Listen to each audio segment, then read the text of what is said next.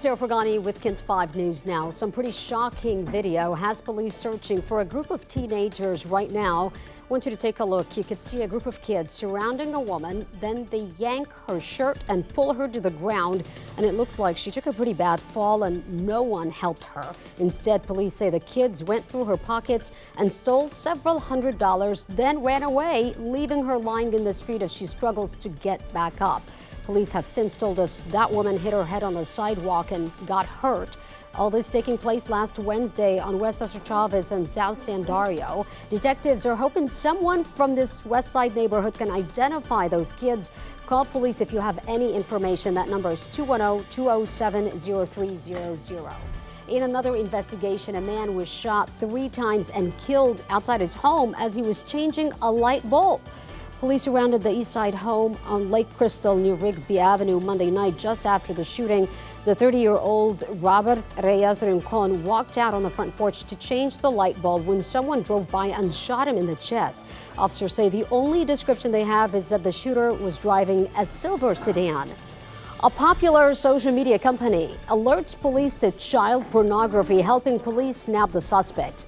This is 21-year-old Ambrosio Cabrera. Police say they arrested him after Snapchat alerted them to videos. They seized electronics from Cabrera and say they found 9 videos on a hard drive. He's now facing charges of possession of child pornography. The mother of a murdered 16-year-old is opening up 3 years after his death and says they still have no answers. Isaiah deserves justice. We deserve justice, and he didn't deserve that. And plus, you always think in the back of my mind, if they did it to my baby, don't think that you're exempt from it. Like, don't think that it won't happen to you. Somebody like that should not be out there. They plotted and lured my son in their car and shot him.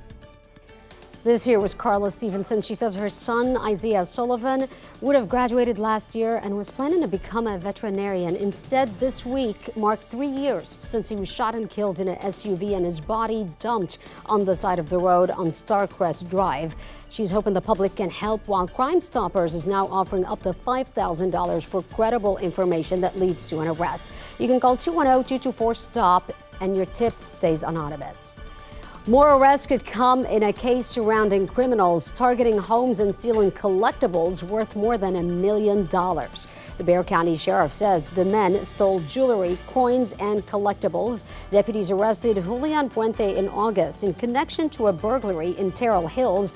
At the time, they suspected a second person but had not arrested them yet. Then just yesterday, Puente was arrested on additional charges along with Jerry Mendez.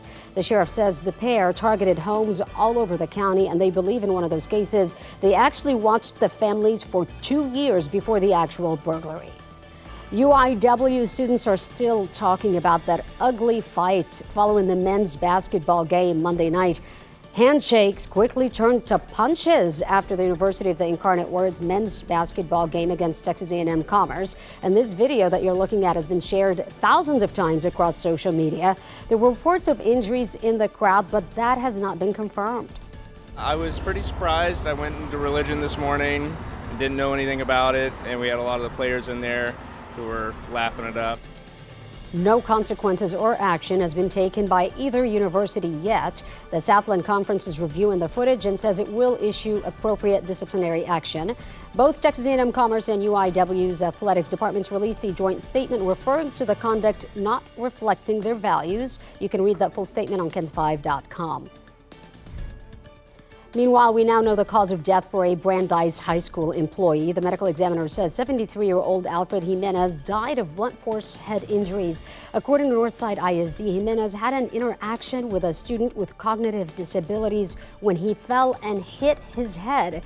The district has not said exactly what happened during that encounter.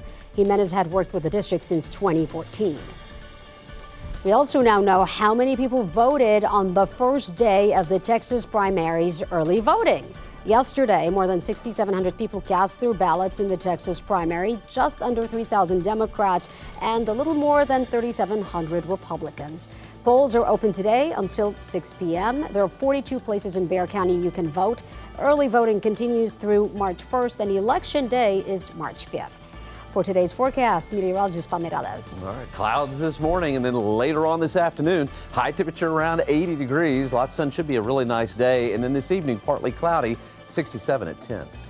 And that's KENS 5 News Now. I'm Sarah Fogani.